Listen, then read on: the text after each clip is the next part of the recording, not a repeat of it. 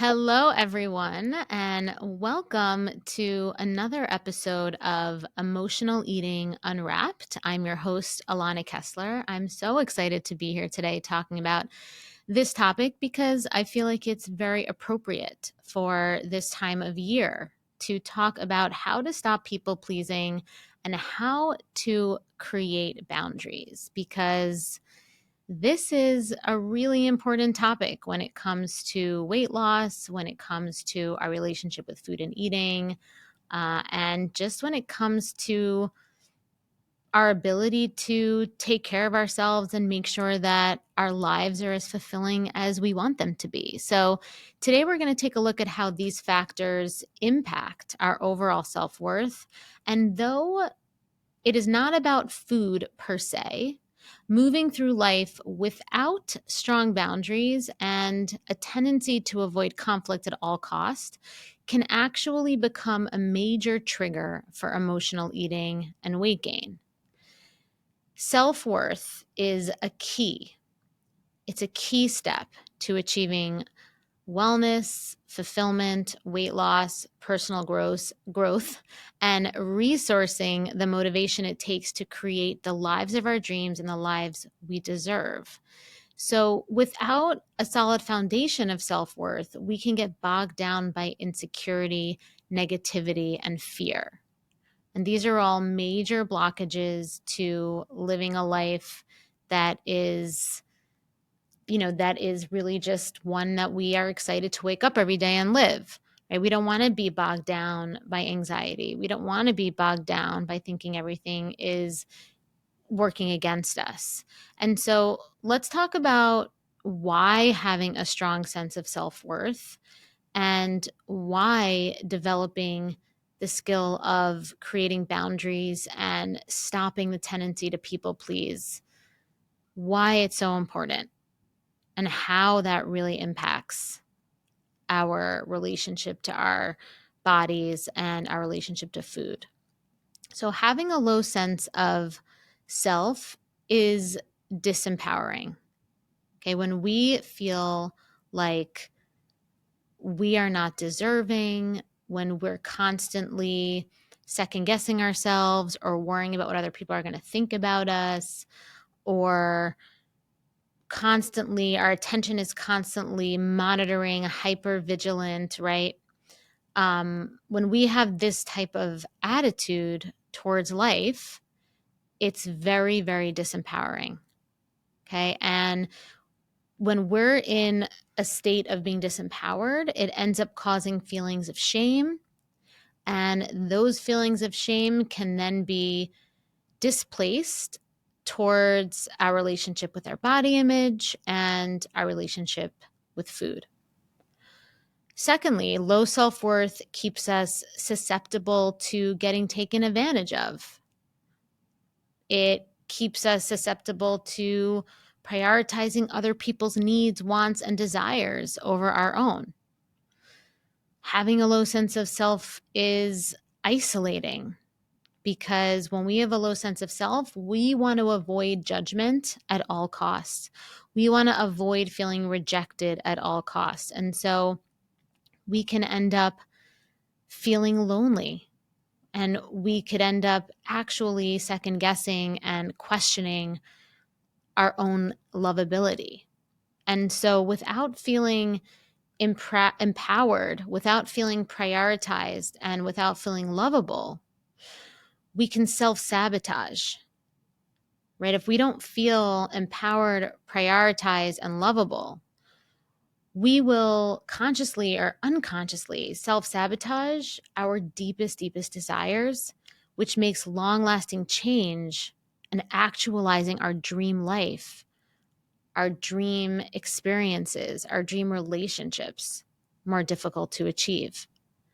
So, what are some behavior blockages to cultivating self worth? And I think you know this answer because I've talked about it. I'm going to go into two of them, and we're going to talk about people pleasing, and we're going to talk about difficulty creating and enforcing boundaries. Okay. Being a people pleaser and not having boundaries are two of the biggest blockages to cultivating self-worth. And let's talk about why. So I'm going to start with people pleasers. It might overlap a little bit with boundaries, but let's start with people pleasers. So people pleasers are always agreeable, always giving of themselves, and avoid conflict at almost any cost. Okay, people pleasers, they just do not want to get in a situation that activates any kind of emotional discomfort. They often martyr themselves without awareness under the guise of being a good person or being easygoing. The problem is that behind this breezy attitude, there's usually an underlying need to be accepted, prioritized, appreciated, and valued that ends up not being met. Okay, that's what happens when we act agreeable and we try to avoid any kind of confrontation or any kind of negotiation or any kind of conversation that might lead to an activation that feels uncomfortable emotionally. And the reason is because when we give ourselves, and people pleasers do this, when we give ourselves and we're being a good person, and underneath it we have a need to be accepted and appreciated, and it's not and it's not stated, right? We have this idea that we want some sort of reciprocation, emotional reciprocation, to be felt inside that hasn't been stated. And when we do this, it's actually a hindrance to being seen and understood, right? Because what happens is that we only can be seen and understood to the level to which we tell somebody that we want to be seen and understood. So when we're giving from as a people pleaser, or when we're avoiding conflict as a people pleaser, we often think we're being the higher person. We're taking the higher ground. We're being the good person. But what we're doing is we're actually severing ourselves from our deepest desires and needs. When the truth is that it's actually possible to do both. It's actually possible to be a good person and feel prioritized and appreciated. It's just a skill that you have to develop. And due to societal expectations and the values that our environment, whether that's our environment that we were raised in or the environment that we're in now, many women, more than men typically, although that, maybe that's changing these days, fall into the habit of people pleasing. And when that happens, this creates confused boundaries. And when we have confused boundaries, there's almost a blurred line between yourself and others, making it super challenging to prioritize your own needs and feel confident that expressing your desires and standards will be safe. And there's this fear that if you do say that you want something, you want to feel some way in return from a certain effort that you're giving, that it will lead to conflict or abandonment. But that isn't true, right? Because only when you can express your desires and your standards can you then create a dynamic with another person where you'll end up feeling a greater sense of belonging and connection. So constantly putting other people ahead of ourselves can lead to a kind of codependency and even resentment because we're afraid to express our own opinions and preferences. So a lot of times people pleasers walk around with this heavy feeling of resentment. And this is because we're so much more attuned to what the other person's needs are, and our behaviors and actions meeting their needs, because we think that by meeting their needs, our needs will be met. But this is a very codependent mindset, and it really does only lead to internal resentment, which ends up leading to a feeling of disconnection and ultimately abandonment. Because this action is actually self-abandonment.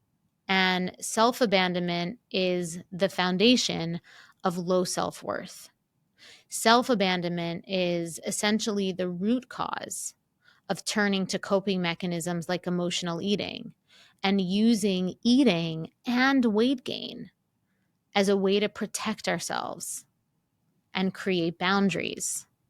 Okay, so when we're people pleasing and we don't have boundaries with our energy, and we're not expressing our needs in a way that inspires other people to collaborate with us to get our needs met, our bodies will physically create the boundary.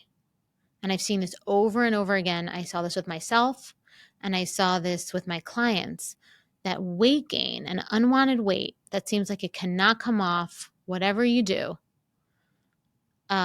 is oftentimes the body's way of creating a boundary against this people-pleasing, codependent dynamic.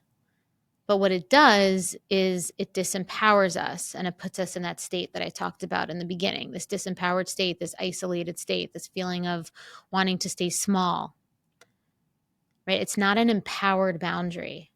It's a boundary of disempowerment. So many of my clients who carry extra weight are kind of blowing by all of their innate natural emotional boundaries, because out of fear of conflict or being a people pleaser for a variety of reasons, right? They're overextending themselves at work. They're overextending themselves, over functioning in romantic relationships, or in their or they have their own perfectionist expectations of themselves. Okay, so there's not a lot of emotional boundaries being placed. And so therefore, the body is showing up as a physical boundary. So we have to learn to create healthy boundaries using self-acceptance and communication skills in order to ensure that we will have our needs met, that we'll have our desires met. And it's so important that we really make this connection between people pleasing, boundaries, body image, weight gain, weight loss, and using food as a coping mechanism, because all of these things are so intimately connected. Okay, I know that for myself and even for my clients, that constantly putting other people's emotional well-being, constantly having my energy go towards how my actions are going to make someone else feel, constantly thinking about the fact that I'm responsible for other people's emotional state, that took brain energy and emotional energy away from me focusing on my own needs, my own goals. And it was a big reason as to why was 40 pounds heavier than I am today. It is a big reason as to why my clients similarly, right? They also were gaining weight and were holding on to weight that didn't feel like it was really theirs. And I say this all the time. When I work with clients that are people pleasers, I often say to them, this weight is not yours. And losing it is going to have very little to do with food. It's going to have to do with harnessing this people pleasing energy into boundaries. And so how do we stop people pleasing so we can create better interpersonal habits, interpersonal dynamics? We need to learn how to establish and implement effective boundaries that don't just push away what we don't want, because that's more of a barrier. What we want is to implement boundaries that are going to up-level the connection, that are going to up-level the feeling of belonging and the feeling of closeness and the feeling of being seen. So boundaries are not about avoidance, but rather about creating space for authentic connections and inviting people to collaborate with us emotionally so that we can give and receive from a place of truth. And so in order to create boundaries, it's important to first come from a place of trust in ourselves. We need to trust in our inherent deservedness to feel good, to have our needs met, and that our emotional well-being, our feeling of calmness, our feeling of safety, our feeling of being taken care of by our own selves and by the people that we are connecting with, that we are exchanging energy with in this world, that our needs and how we want to feel also matter. And we need to come from that place in order to create boundaries. And so some of the ways that I teach my clients to create boundaries are this. And you might want to write this down because this can be really helpful, almost as a meditation. Yeah. So I sometimes take my clients through this thought exercise when we are establishing and implementing boundaries. So the first thing you want to do is be clear on how you want to feel, what your core needs and values are, and what living from them provides for you. Then establish ways in which you meet these needs for yourself and what behaviors and actions you prioritize in your life in order to consistently feel grounded in them. Then attune yourself to situations and dynamics that pull you into people-pleasing mode.